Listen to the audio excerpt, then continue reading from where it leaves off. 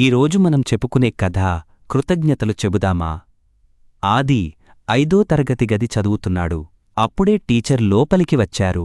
అల్లరి చేస్తున్న విద్యార్థులను చూసి, పిల్లలు, ఎందుకలా అరుస్తున్నారు? ఈరోజు మీకు మంచి మాట గురించి చెబుతాను. జాగ్రత్తగా వినండి అన్నారు.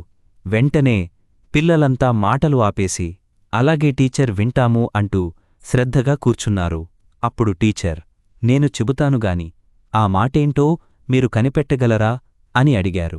పిల్లలందరూ చాలాసేపు తర్జన భర్జనపడినా ఎవరూ చెప్పలేకపోయారు.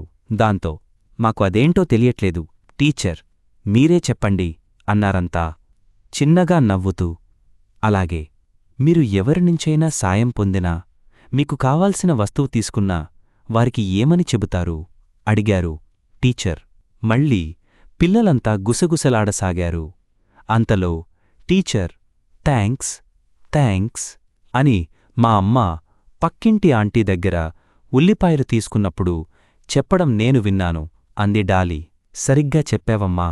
మనం సాయం పొందిన తర్వాత ఎదుటివారికి కృతజ్ఞతలు తెలపడం చాలా మంచి పద్ధతి. ధన్యవాదాలు. అదే థ్యాంక్స్ అనే పదం చాలా విలువైనది.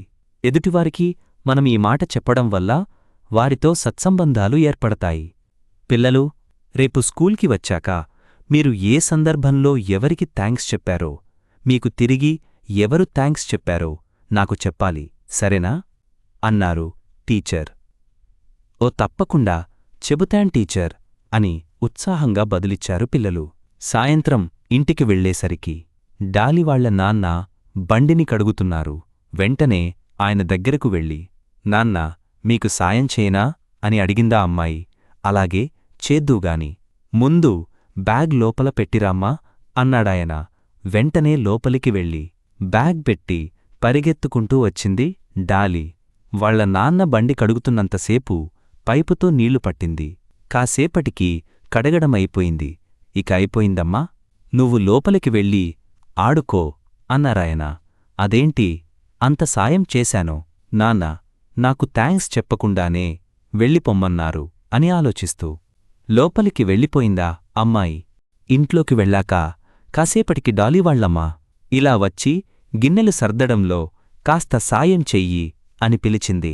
దాంతో డాలీ వెంటనే వెళ్ళి గిన్నెలన్నీ అందించింది. పని అయిపోగానే, ఇక వెళ్ళి ఆడుకోమ్మా అంది వాళ్లమ్మ. అప్పుడు, అదేంటి, అమ్మ కూడా థ్యాంక్స్ చెప్పలేదు అనుకుంది. రెండుసార్లు తను అనుకుంది జరగకపోవడం కాస్త నిరాశపడింది డాలీ. దాంతో టీచర్ చెప్పిన పాఠం అమ్మనాన్నలకు చెప్పాలనుంది. కాని తర్వాత ఆటలలో పడి ఆ విషయం మర్చిపోయింది. మరుసటి రోజు ఉదయాన్నే ఎప్పటిలా స్కూల్కి వెళ్ళింది డాలీ. జరిగిందంతా టీచర్కు వివరించింది. అప్పుడు టీచర్, సాయం చేయడం వరకే మన పని. ఆ తర్వాత దానికి ప్రతిఫలం ఆశించకూడదు. అలా ఆశిస్తే అది సహాయం అనిపించుకోదు. అమ్మానాన్నలు నీకు థ్యాంక్స్ చెప్పకపోయినా నువ్వు బాధపడకూడదు. ఎందుకంటే వారు నీకోసం చాలా పనులు చేస్తుంటారు అని చెప్పారు టీచర్. డాలీ కాస్త అర్థమయ్యి కానట్లుగా టీచర్ వైపే చూస్తూ ఉండిపోయింది. అప్పుడు టీచర్, పిల్లలు, అందరూ జాగ్రత్తగా వినండి. ఇప్పటినుంచే పొందిన సాయానికి కృతజ్ఞతలు చెప్పడం అలవాటైతే మీలో పరోపకార గుణం పెరుగుతుంది. అలాగే చేసిన సాయానికి బదులుగా ఏమీ ఆశించకూడదు. ఇది కూడా గుర్తుపెట్టుకోండి అన్నారు. దాంతో పిల్లలంతా అలాగే టీచర్ అని బదులిచ్చారు. ఇక స్కూల్ సమయం అయిపోవడంతో పిల్లలంతా ఇంటికి వెళ్ళిపోయారు.